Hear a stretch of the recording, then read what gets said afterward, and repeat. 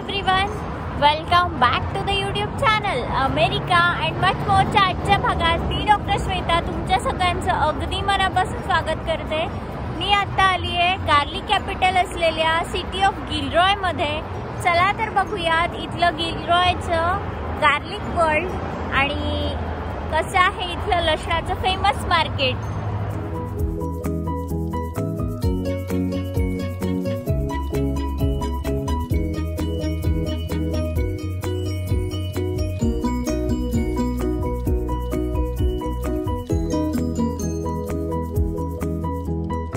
आता आपण आतमध्ये जाऊयात।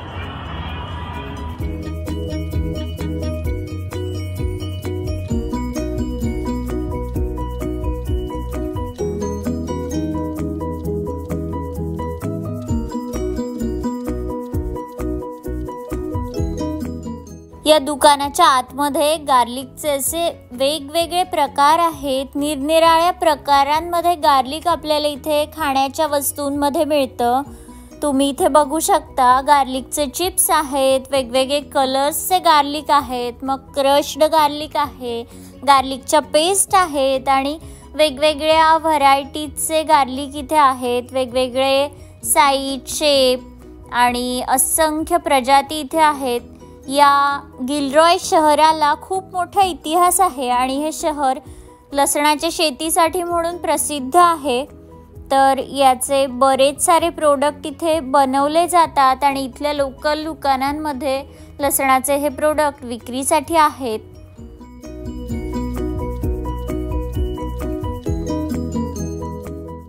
लसणासोबतच इथे अमेरिकन ग्रोसरी सुद्धा अवेलेबल आहे या स्टोअरमध्ये।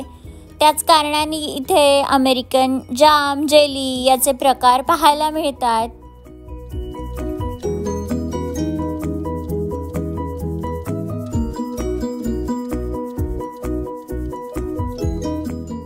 कलरफुल ऑर्गॅनिक ड्रायफ्रूट सुद्धा विक्रीसाठी आहेत।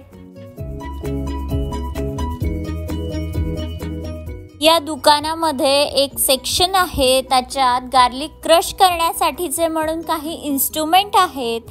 इथे तुम्ही बघू शकता, इथे आपला पारंपरिक खलबत्ता सुद्धा आहे। याच्याने आपल्याला गार्लिकची पेस्ट करता येते आणि खूप जास्ती प्राऊड फील होतं। भारतीय गोष्टी या अशा प्रॉपर अमेरिकन दुकानांमध्ये कधी जर का पाहायला मिळाल्या तर आपल्याला खूप छान वाटतं।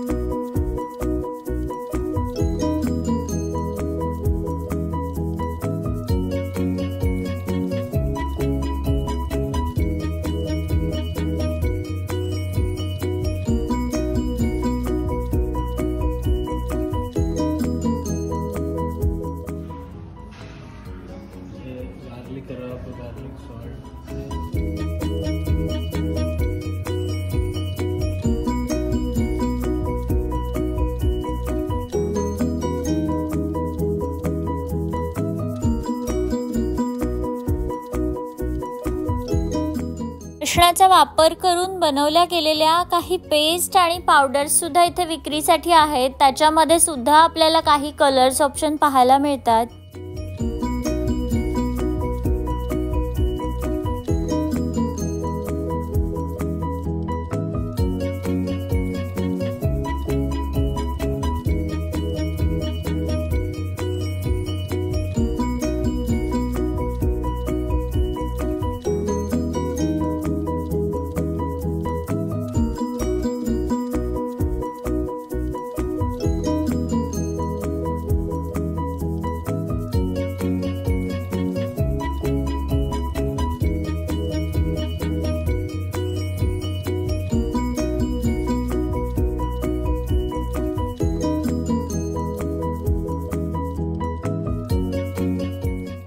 या गार्लिक वर्ल्डच्या काही जुन्या आठवणी त्यांनी इथे संग्रहित केलेल्या आहेत आपल्यासारख्या पाहायला येणाऱ्या लोकांसाठी म्हणून हे एक अट्रॅक्शन असू शकतं।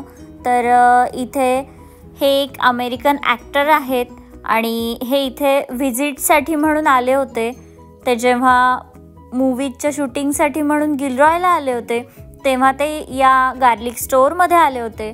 तर त्यांची आठवण म्हणून इथे त्यांचं पोस्टर आणि काही त्यांच्या जुन्या अशा आठवणी इथे आपल्याला या दुकानामध्ये पाहायला मिळतात।